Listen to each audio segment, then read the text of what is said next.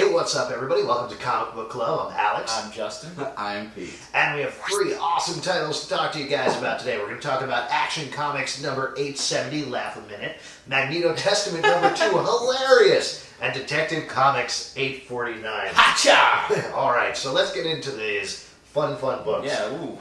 First thing to talk about, Action Comics 870. I think Gary Frank is doing the work of his career on this book. Wow. Definitely. A lot of people are talking about, because of this run, Christopher Reeve being Superman. And I think Gary Frank he's really pushing it, and it's in a good way. It makes you, it gets to your heart. Somehow he found a way to make it really get to your heart and really believe in Superman with his art. Yeah. It's really, I haven't had this much fun reading a Superman comic in a long time. Since All-Star Superman. Yeah. Since way back 2 weeks ago when All-Star Superman 12 came out. Oh, damn it, you're right. Oh, I got one. Yeah, we got one. We scored a point on it. But that being said, I feel like this is really great. I might be having more fun with this because I really like the fact that like Superman, you got a little bare knuckle brawl going on here. Really, I loved watching him just kind of get physical and not, be such a clean, shiny superhero. I wonder how long Jeff Johns is for the comic book world, because what he is writing right now, if you look at this, if you look at the Sinestro Corps, it's movies. It's the big budget movies. This is Superman Returns 2. And this is what they need to do, right? And as much as I love his comic book work, like, go write a movie. Like, let us see a good movie about absolutely. this. It's going to happen eventually. He's going to stop writing comics or be like, crap. Yeah, we're going to be really kicking our own asses. Beyond that, let's talk about the big event in the issue. Yeah. I went to Midtown, and when I went to Midtown and bought the book, they were saying that the book was flying off the shelves because there were articles around. I don't understand what the big deal is. I felt like it was really emotionally well done. Spoiler, which isn't much of a spoiler, Paquette dies. Yeah. Well, and I don't know. What's the deal with him? He's always grabbing his heart. How many times did he die? The guy is due. He's been due for years. I don't understand why it needs to be this inevitability of Paquette dying. I'm not quite sure. It didn't feel like he's enough of the cast for it to really matter. But that being said, I read most of this issue with my heart in my throat. Yeah, it was. Yeah. It was very sad, and I agree with you though. Like he always does the same thing in Superman books. He's always like, "Well, son, you just follow your heart." And then Superman's like, "You're right," and he flies off. And then this issue, it's like he does the same thing, and then he's like, "Oh," and then you're like, "Oh shit, he's probably dying." Yeah, pick this up, right? It's a great book, definitely. Been a great run, and it's setting up. I wish they had more time to deal with the ramifications of this issue before they got into this big crossover. Yeah, but I think they will. I think actually I have a lot of belief. That's a terrible sentence. Speaking of beliefs, you gotta believe. Let's move on and talk about X-Men Magneto Testament number 2.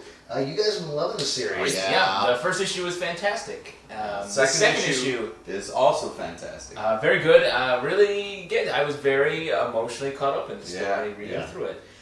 I was telling you guys this just before. This is my weird criticism of this book, okay? And this actually isn't even a criticism at all, because I think they're doing a great job. It's really well done, and it's a good story about Magneto. Yeah.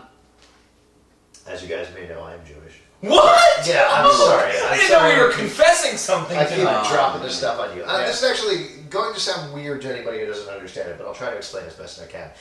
Going to Hebrew school for most of my young life, we got a lot of education about the Holocaust. Read a lot of Holocaust stories, watched a lot of movies, were incredibly educated about it and knew it very well. So when I read a story like this, that is, relatively speaking, I think a very straightforward Holocaust story, granted, I'm saying you should tell as many as you possibly can so people understand. Having heard so many, I read this and I go, yes, that is a Holocaust story. And I think, though, for people who haven't gone through Hebrew school and haven't gone through that education that I have, I think it probably hits home a lot more in a way. Yeah. Am I wrong about that? No, that's exactly what I was gonna. I did not go to Hebrew school. Oh, really? So I don't know if I'm dropping some bombs on you, but indeed, this, and it's especially thinking about Magneto as a character the way he is in the rest of the Marvel universe in relation to this story really makes it more interesting to me. It deepens it a lot. Yeah, I really feel that like reading about it in a history book or whatever is one thing, but taking a character like this and then like having more invested in it Yeah, again, I like this series a lot, and I definitely think people should read it. That being said, having had this education, something like Mouse, which is a seminal book in comic book literature, is probably one of the most amazing Holocaust stories I've ever read. Right. I think, read this, definitely pick it up, really good, doing a great job. Also, if you've never read it for whatever reason, pick up Mouse and you will be blown away. Yeah, indeed. M-A-U-S, not... Don't pick up a mouse. Pick up your mouse and throw it across the room. Or check out Danger Mouse, also very good. Yes. See, we can find funny stuff, even when we're talking about, whatever. I can't believe how much Holocaust stuff they got into Danger Mouse. That series is intense really book. aggressive. The We're vampire... joking around about this, right? The vampire character is obviously an analog to Hitler. By the way, in case anybody's wondering, we're drinking Kirin Ichiban. Yeah, this was his pick. Ichiban means number one. Pick this up, right? Yes, and I will say, this is the... what you're talking about, your point you're making, this is the book that's doing that. I think it's going to move out of that kind of it's just a Holocaust story into some more specific arenas as it goes forward. He's doing really good character work in this book, right? Yeah, amazing stuff. Yeah, pick it up. Pick it up. Let's move on and talk about Detective Comics number 849, part 4 of 5 of the Heart of Hush story. Now, we've been... Did I say 45? Part 45? This is... Yeah. Kind of Part feels like 45 of a 65-part series. You guys were saying earlier that you feel like this is better than Batman R.I.P. Well, I think... more tangible, more easy to understand and get on board with. It's a story. This is a story with... you understand the characters, the beginning, a middle, and end, assuming that there's going to be an end. Right.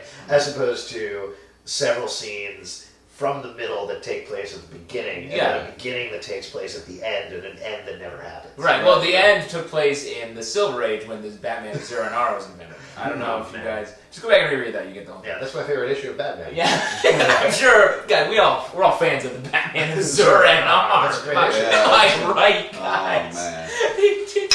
Well, what do you think? Why is this crossover so good? Why do you like it? Well, I wouldn't say it's so good. I mean, Paul Dini is definitely It's just better. Yeah, it's better. He's pushing the boundaries of believability in this a lot. But it's in a way, it's oh, that's cool. At least it's their My ideas biggest there. problem with this right now is I can care less about Hush. Dini is doing a great job of trying to... Oh my god, are you going to kill me? No. I think Pete just had a gas. No, I'm just saying that I disagree with you. I feel like Hush, as a character, I've never been that big a fan of. But what I really like what Paul Dini is doing, he's really unraveling, like Hush is doing, with a unraveling a great story that is Out of frame. unraveling a great story that's really got some great stakes, but also gives a lot of great character background that doesn't seem lame with I'd love to have flashbacks. some great stakes. I'm just saying. Yeah. That's a good point. We gotta But raise I our feel budget. like there's some really great stuff with him and Catwoman in there that you learn about, and some. I hate that part of this. If Batman's in love with Catwoman, he's not. He never is. It's always goodbye, Selena. And there's never any real thing. But all the Dude, this is characters... relationship stuff. You love this Yeah, but stuff. it's bullshit relationship. No, I disagree. This is the kind of relationship This stuff. is that I like. well written, but non-essential. That's what I would say about it. That's a good criticism. Nah. And this arc will probably be forgotten in years to come. But What is it's a good essential in story. Batman's world right now? It's all over the place. I would say this is essential because it's good I and would easy say to follow. nothing is essential. Yeah. I would say fair across the board, you could probably be skipping Batman titles right now. Wow, Oh, that's a bold crazy. statement. Yeah, except for Secret Six, which is fun. We'll get to that later. Yeah, we'll get to that later. Now you went down a wrong trail. Yes, I sure did. Would you say pick this up? Yes. It's a good read. Pick it up. Yeah, despite what I just said, pick it up, but it's not essential, so don't pick it up. If you have a question, you can write us at thecomicbookclub@yahoo.com. Of course, check out the rest of the videos on our channel. Please subscribe, comment below. We love to hear what you guys have to say. It's true. Also, we just started up a blog. popcultureshock.com/CB Club. We're going to be blogging there all the time. You can also check out the YouTube episodes if you're watching this here. It's weird. And there's audio podcasts of our live show, so you can check those out as well. And speaking of a live show...